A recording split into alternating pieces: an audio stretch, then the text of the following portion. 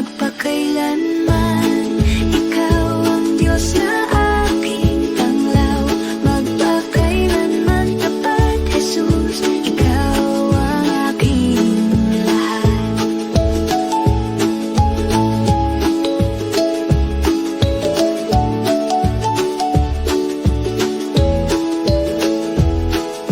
Ikaw ang aking hari, pupurihin ka lagi.